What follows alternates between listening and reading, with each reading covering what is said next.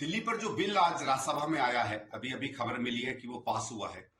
इससे पहले लोकसभा में भी पास हुआ था। मैं केवल इतना कहना चाहूंगा कि मेरे हिसाब से जो संघीय ढांचा सोचा गया था, जिसमें दिल्ली को कभी पूरा राज्य ना देने की बात थी, जिसमें भारत सरकार और दिल्ली सरकार को मिलके कई आयामों में साथ करने की बात कही गई थी।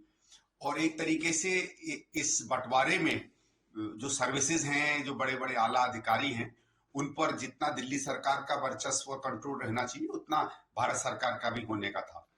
और ये सिस्टम कई वर्षों से दिल्ली में बेहतर तरीके से चल रहा था।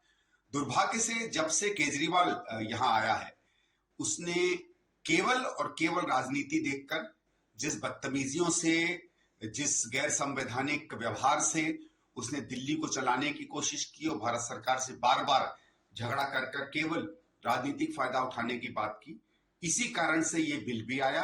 अन्यथा ऐसी किसी चीज की आवश्यकता नहीं थी।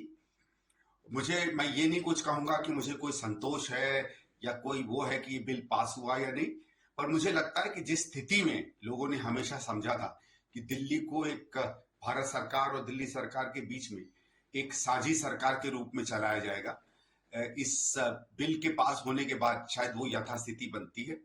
अब मैं आशा करूंगा कि फिर से रोने धोने और उल्टी सीधी बातें करने और बयानबाजी के अलावा कोशिश करेगा केजरीवाल को, जो 9 साल में उसने काम नहीं किया है दिल्ली में, कम से कम ये बचे हुए 1-1.5 साल में कुछ तो वो काम दिल्ली के लिए जरूर कर पाएगा।